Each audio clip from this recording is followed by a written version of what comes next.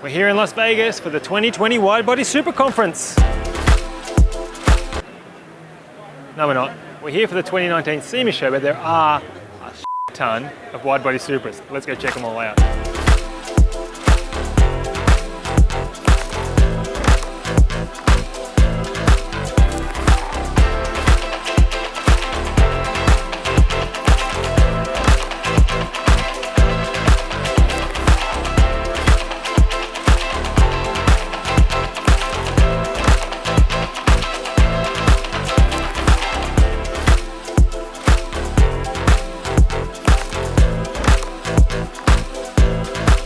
B's for build or B's for bloody hell, what did you do to that Lamborghini? Twin turbo LS. Now, this guy Chris who builds this car, he's got a YouTube channel. You can watch the full build process. The guy's got like 1.1 million followers on YouTube, so he's a fairly big deal in that space, but he's copping a lot of hate because he's taken a Lambo and he's put an LS in the back of it. Well, the first thing you gotta know is this thing started out not as a normal Lamborghini. It was written off, it had been on fire, it had no body panels, there was no engine to start with. So the amount of work that he's done just to get this thing to look like a motor vehicle again is absolutely phenomenal. If you haven't already subscribed, check out B for Build on YouTube. You'll see how this car was built, where it started, and how it got to its point where it is now. It's actually a really entertaining channel. What you need to know from us though is this twin turbo LS Lamborghini runs a Haltech Elite 2500, and that's pretty sick. Now if you watch Chris's latest SEMA build, the one where he's just about to get it ready for the show, where it's crazy and it's 3 AM, check out the latest Haltech Easter egg in there. If you see it, let us know.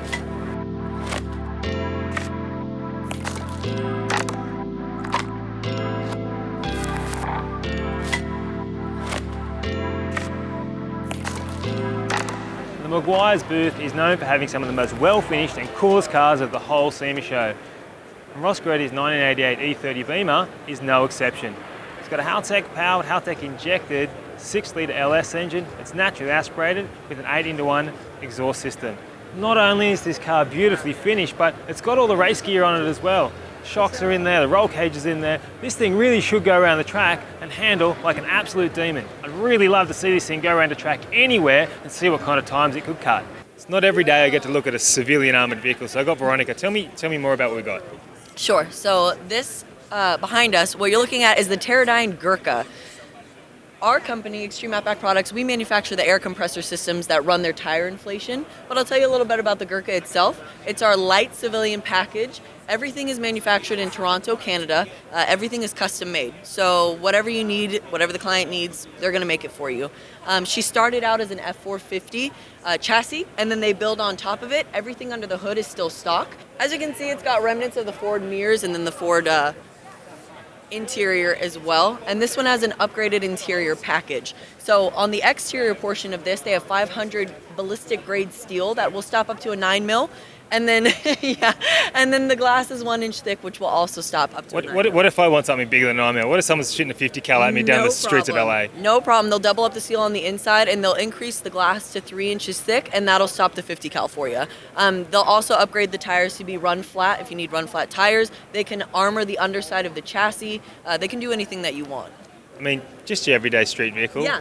This one is street legal, so she just came off the line. They had a driver from Toronto, Canada, drive her down to Las Vegas so that we could have her in the booth. So this one, completely street legal.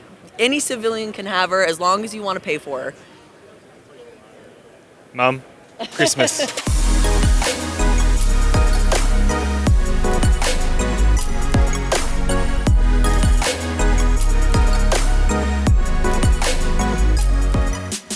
For you Street Outlaws fans, you might recognise Jason Cantu's Chevy S10 truck.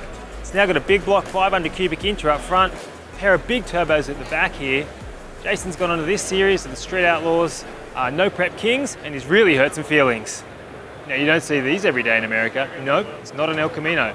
It's a Dodge RamPAGE. So it's an 80s model, 4-cylinder, front-wheel drive ute. America, you almost had it right, except front-wheel drive. Except this one's now done right. She's running a 392 Hemi. She's got a transaxle in the back here. It's rear-wheel drive.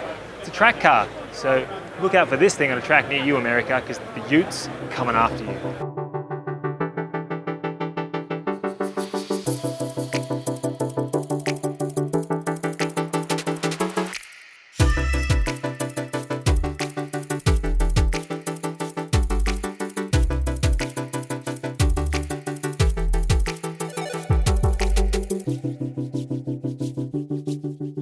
Rob Dan, FD RX-7, 4-rotor. Look at all those triangles.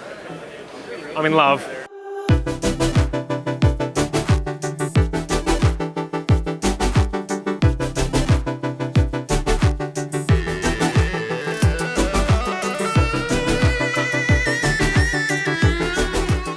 It's classic, it's hot rod, it's modern. There's literally nothing not to love about this S-Club Porsche Spyder. It's got an EJ20 turbo in it, which puts about 300 horsepower to the ground. Now, that's nothing even close to what a Spyder would have came out with from factory. And even then it was cool. The thing sits millimeters off the ground. It's got an open top, gas tank up the front there.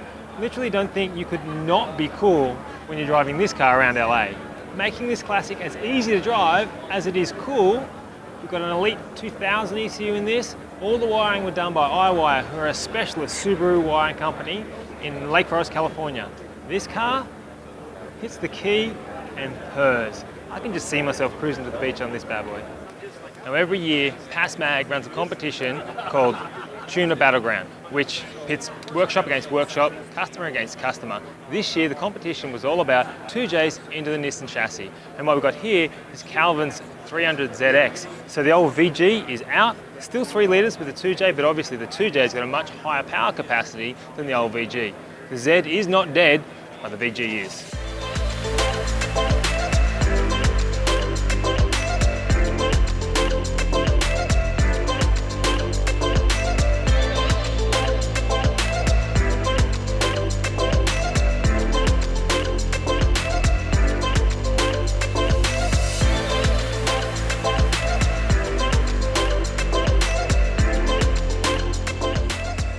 I bet you ain't never seen one of these before.